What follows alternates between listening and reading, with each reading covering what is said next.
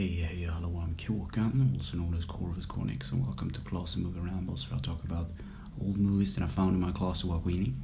This week's movie is Hodjas Flying Carpet, and it's 1 hour and 21 minutes long. And the movie starts with a POV shot through a town, a bunch of people smiling. I should say it's an Arabic town, it's very important. This movie is loosely based on the story of Aladdin. And then a boy wakes up, he's awoken by his pet goat called Raja. And he explains the story to the goat, how fantastic this place was in his dream, and he'd like to go there.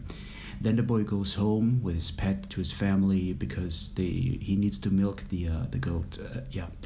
So later at night, the family goes for dinner, and he tells the story about, he wants to go on an adventure and stuff, and his father is not very pleased with what his boy is doing, because his dad wants him to just be like him, like a tailor, and take over the family business one day. But the neighbor overhears this, and he wants to help the boy. So the next morning, the neighbor kind of agrees to help him through. He needs something else from the city. He doesn't really specify exactly, but he says a diamond. He may be referenced to an emerald, but that's further up the storyline. But anyway, he lends Hodja his magical flying carpet, and Hodja agrees to go and to the big city and find his diamond. So Hodja goes home to show his parents his flying carpet. The only problem is he doesn't know how to fly it, and his father is not very nice to him. Right out, like, taunts him about it and saying, like, if you get that carpet to fly to Peto, I think the name of the town was, or the city, you can just do it. I won't stop you.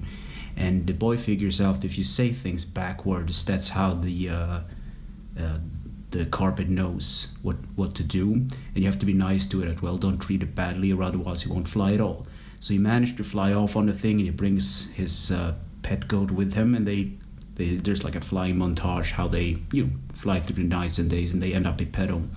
But when they arrive there, he realized that these townspeople are not like in his dream. They are unpolite, and the sultan that runs the place is a pretty bad person as well. He's really fat, and he just wants to throw everybody that's against him through the crocodiles, which is probably a real thing. Now you think about back in the day how evil people ruled. No mercy, I guess. So he gets taken aside by a girl and drags into like a thieves' nest for kids, a lot of beggars and thieves. And an evil man arrives, and I think he's called Rat, and he runs the place. And just as he is about to struck this girl, which later turned out to be called Emerald, Hodja intervenes, and he offers some of Raja's goat milk to him like a bargain ship, and it works.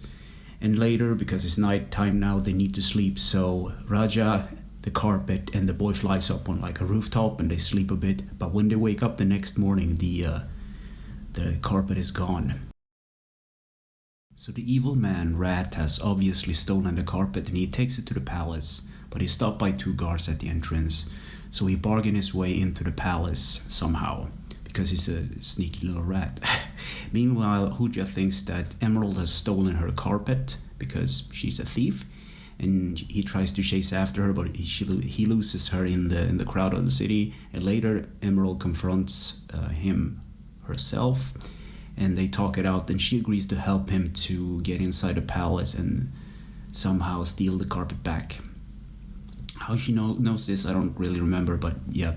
So she says that they need to go talk to a woman named Emerald, because she basically brings like fruits and plants and stuff into the Sultan's palace, or castle palace. Yeah. So they smuggled in the Emerald and Hodja in fruit baskets, and it's kind of a funny scene because she's seducing the guards not to check the fruit baskets, and somehow they manage to get inside. It's kind of one of the more funnier scenes of the movie, actually. So the evil man Rat presents the carpet to the Sultan, but he can't make it fly because he doesn't know how it works.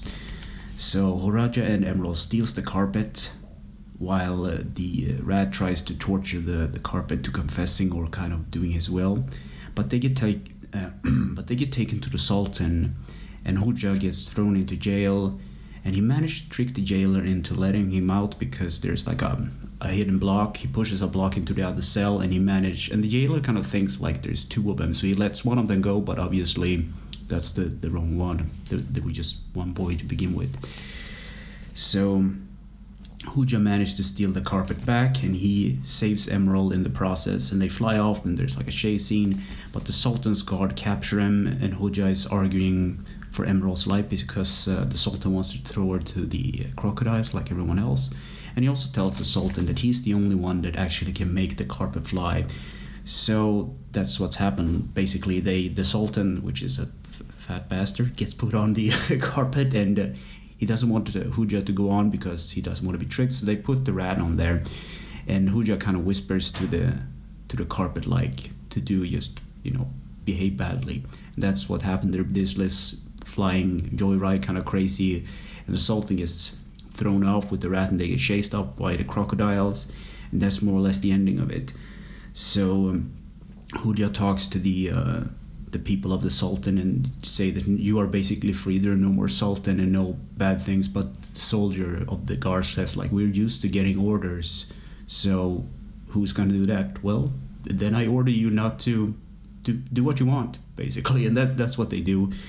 And then they fly home basically to the little town, and there's a reunion with the family and everything, and they're having a dinner and laughing about the whole adventure. And at the end of the credits, the carpet flies away with the goat for no reason. So what do I think about this movie? It's a good, funny 3D animated movie, and for what it was worth, it was just one of those like small treasures you find in a bargain bin for a couple of bucks. It's nothing to write home about, but it was a fun movie while it lasted.